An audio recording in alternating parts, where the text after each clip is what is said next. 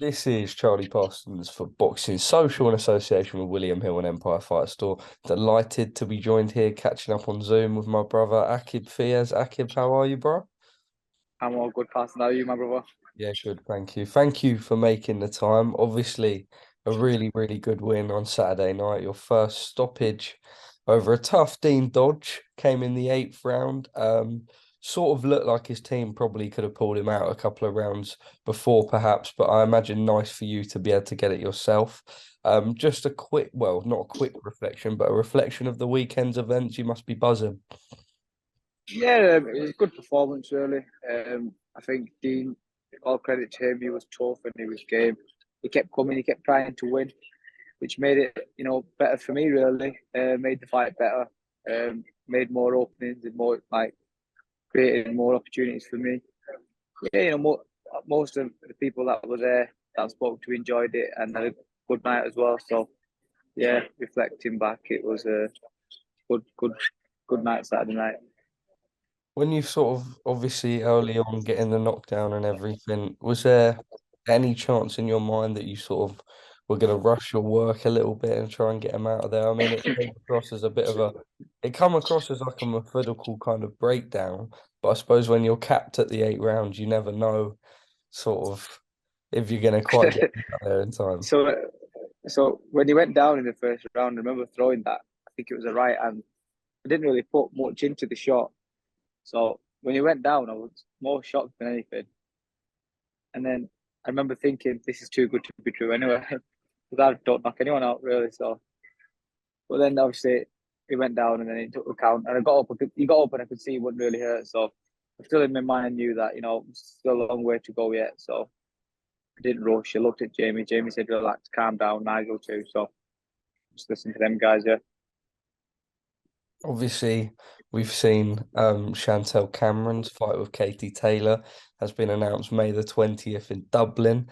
Um, Speak a little bit about that. I mean, what an incredible time for everyone in the gym. I know you were speaking to me in your interview and you're saying, for the first time in my career, it seems like I've got something that's really mapped out. We've seen McGoldrick pick up the British and Commonwealth. Cameron now, two current active undisputed champions fighting each other. The gym's just flying, isn't it? Yeah, it is, and it's a great place to be, really, the gym. Um, and some of the best people around, really. Not just boxing, people away from boxing. They're just amazing people and people that I'd, you know, trust my life with, really, and Jamie and Nige. And Chantel, I'm over the moon for her. Something that she's wanted for a long time now. Um, and really and truly, she's more than ready because she's prepared herself mentally for this for years, I think. Um, and it's a chance for her to really cement her legacy as one of the greats for the women's boxing. And I genuinely believe that, I know she's a big underdog, really, but everyone in boxing sort of knows that, it's a good fight. And to be honest with you, I see Chantel winning and creating her own sort of piece of history and sort of cementing her name in the history books as one of the greats for women's boxing. Yeah.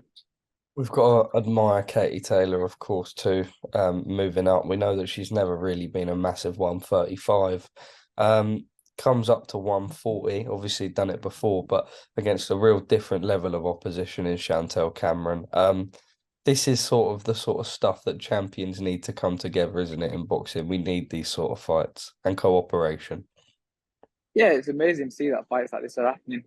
Obviously, I know it's pretty easy to make because of Eddie. However, we've seen it many times before where big fights fall through because fighters aren't happy to sort of give other people opportunities or this and all sorts goes on. But all credit to Kate Taylor because she is really the greatest of all time, and she probably does can fight whoever she wants. She doesn't really need to be fighting Chantel in terms of the fight itself. It wasn't like she needed the fight. She could have gone a different route, got an easier fight, or put a homecoming and not all that sort of stuff. So hats off to her and credit to her. Wanting to fight Chantel and beat the best really. So yeah, it's going to be a great fight and something I'm really looking forward to. Yeah. Akib, just before we sort of started the recording, you said that you're off to Pakistan and you're doing a little bit of charity work with Human Appeal, I believe you said it was. Do you just want to talk a little bit about that for us? And obviously, a lot of people after their fight, they're relaxing, eating loads of food, going on holiday. You yourself, you're knuckling down and doing something for a real good cause.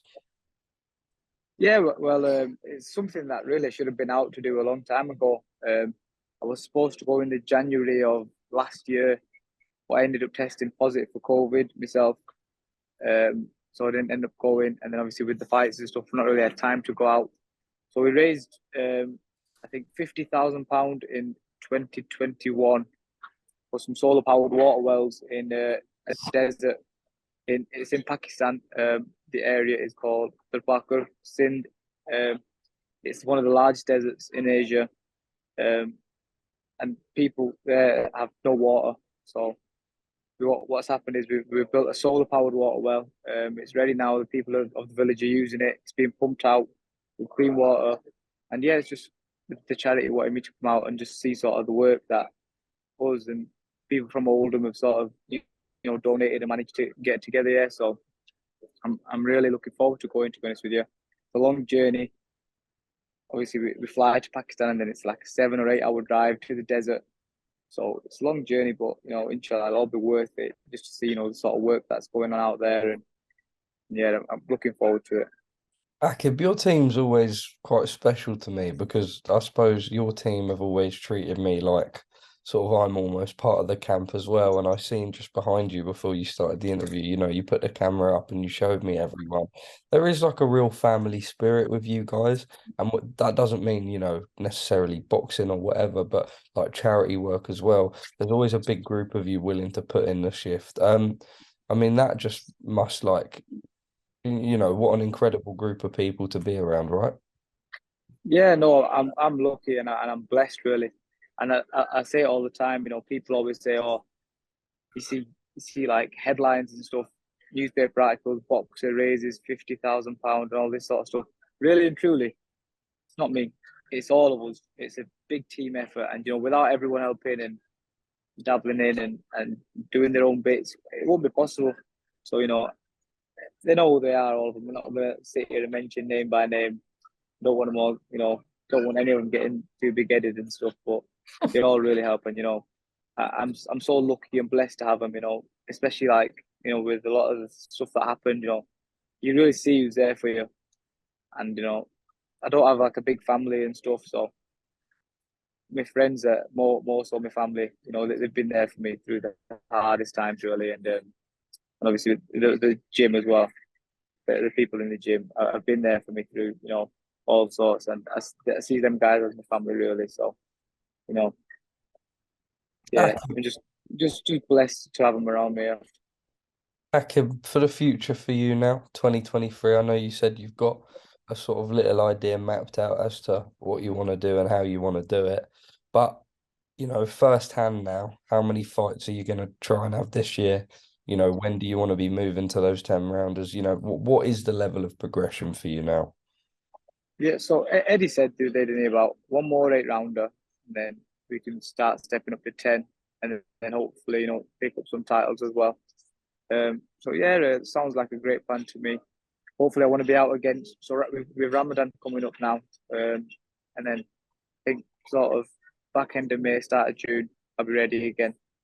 Um, I'll stay in the gym. I'll take over and be ready to go again. Hopefully May, June. I reckon hopefully this year could get 4, maybe 5 fights in. I had 3 in 6 months last year, so I'm looking to stay active again and stay busy. And I feel like showing the performances that's helping me and helping me perform better every time. So I've got to stay on it, stay in the gym, stay ready, and hopefully get the fights in. Yeah. Do you feel that the stoppage win now sort of almost adds another little bit of sort of I don't know how to say it, but maybe hype behind you because obviously we always speak to, really, really good up and coming fighters, and we're like, look, do you think the stoppage is coming with you? You've always boxed so beautifully that no one's ever really asked. But I suppose now you've got it as well in what is your toughest fight to date. Does that sort of give you more pushing power forwards? Um, yeah, I know really. I don't really look into it too much, to be honest with you, because it's in the past now. It's done. can't really dwell on it too much. I feel like you're only as good as your last performance. So if I have a shit one next time, I'll be thrown under the bus. So can't afford to sort of sleep on that win Yeah. and get carried away with myself. So it's all about staying in the gym, and the opponents are only going to get more difficult, and fights are only going to get harder. So need to be on my A game all the time, working in the gym consistently, like I always do, and improving. Yeah. Finally, from me, Tyson Fury, Alexander Usyk, a load of back and forth. Tyson Fury coming out, calling him a gappy tooth rabbit bitch. Usyk saying, "Hey, greedy belly." We don't know if we're gonna see the fight. Six, Say that again. greedy belly. Wow, you've been practicing that, haven't Yeah, yeah, yeah. you? Wow. I've lost track of what I was gonna say now. Um, Anyway, 8 from 29. Do we seriously think they're gonna fight? I mean, 6 weeks to promote But four belt undisputed heavyweight championship. It seems a bit rogue. I mean, we all want to see yeah, it. Are we gonna see it in your opinion? I think to be fair with you, that fight doesn't really need more than 6 weeks promotion. It could probably sell out on 4 or 5 weeks because of how much of a big fight it is. And I think a lot of the mind games and the back and forth it is all Fury really, but sort of think Usyk's a bit too cool and a bit too Yeah. cold to be bothered by any of it. And I think it's a great fight, great fight to be honest with you. And don't get me wrong, I believe Fury can win, but it's by far his toughest challenge. So you can see why he is maybe hesitant to take it and wants to fight Ngannou or something instead, which won't really do the sport justice, but it will be it will be devastating really if that fight doesn't happen. Mm. So hopefully it does happen, and yeah, it looks like it can happen over here as well. So it'll be a great event, great fight. Um, and yeah, that whoever wins that is number one, aren't they? So I'm not going to give you who I think will win because I don't really know.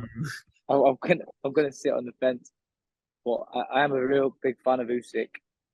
I thought Fury is really good as well, so you can't really pick him for me. Akib, no worries, my bro. Thank you for speaking to me at Heathrow before your flight. Enjoy Pakistan. How how did you know I was at Heathrow? I never said that. You did say that. I didn't. You did before you said that you had to drive to London last night. There's like two or three airports in London, isn't there?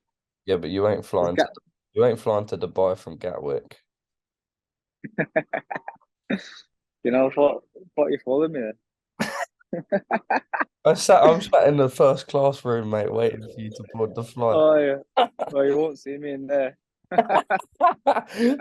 Akib, bro, lovely speaking to you. Safe travels, and we'll catch up in the next couple of weeks. Thank you, Parsons.